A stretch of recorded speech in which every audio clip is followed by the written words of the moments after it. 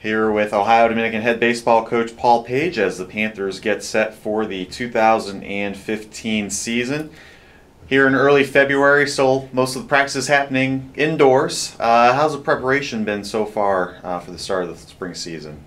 So far, so good. Obviously, it's challenging with some of the issues we have trying to get outside.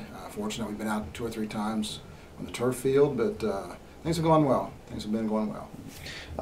When you look at the makeup of this team, starting really first and foremost, big senior class again, 9 seniors on this squad. What are your expectations for that and having some experience there in a big senior class, as well as some juniors that have played a lot in their first few years on campus as well? Well, obviously it's a plus to have guys that have been here and understand the system and what we're trying to accomplish. Obviously starting with our catching, with Ron Bidwell and Kyle Tisdale.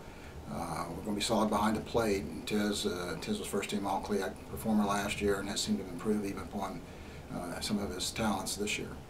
Also, a lot of pitchers with some experience against seniors: Vince Barlone, Ryan Bidwell, Alberto Canales. Guys that have thrown some innings for you. Here in the past, have to be pretty excited about having some experience on the mound as well. Absolutely, absolutely. And we're going to miss the 2 guys we had last year, and Sean Blackburn and Alex Borgen. They threw a lot of innings for us and were outstanding pitchers. But it's good to have guys back that have gone through the GLIAC and understand what it takes to be successful in that. And probably the biggest challenge we're going to have is developing the depth behind those seniors and getting Dan Mooney back up to speed with his pitching and developing a couple of the younger guys as well. You look at some of the newcomers, big freshman class. What are your expectations for the newcomers, and how can they step in and fit some needs for you as well?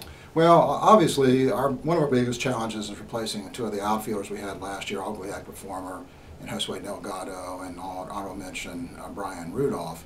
And those guys provide some offense. So we're going to have to find some guys that can step in and generate some offense for us heading into the season. When you look at the team, obviously still very early to kind of evaluate some things without having a chance to get outside and obviously not playing any games. But so far, what do you think are going to be some of the strengths of the team that you've seen so far that you can kind of carry into the season? Well, I think we're going to put guys on the field that have had some experience for the most part, and that's the good news. The challenging part of this is none of them have played. Few of them have played at a level that we think they're capable of playing, so they just haven't done it. They just haven't been on the field and had the success that we would like for them and think they eventually will have. Narrowly missed out on a GLIAC tournament bid last year. What's going to be the key for this team to take that next step forward and be able to compete in the GLIAC tournament and then hopefully beyond as well? Well, I think there's a couple of things. First of all, the development of the depth of the pitching staff. We have some guys and a couple of freshmen that we are really excited about. If they can come along and be successful and give us some quality innings in the GLIAC, that's a big part of the puzzle. The other thing is getting some guys in the middle of our lineup that can generate some runs, and we're going to count on some guys that have never done that before. So hopefully a couple of those guys will come through and fulfill some of the promises that they've seen in practice. Another challenging non-conference schedule, particularly some of your games down in Florida. What's so important about testing yourself before you get into the GLIAC season? Well, I think the thing that we have to do is figure out what our lineup's going to be, what our best everyday lineup's going to be, and how do we handle our pitching staff and develop the starters and the middle guys, and then the closer, obviously with Vince Bartolone. We feel really good there.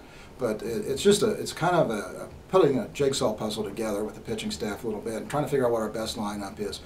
We still, although we have the 9 seniors, we still have a lot of youth that'll be playing, particularly up the middle. All right. Coach Page, thank you very much for your time. Good luck this season. Thank you.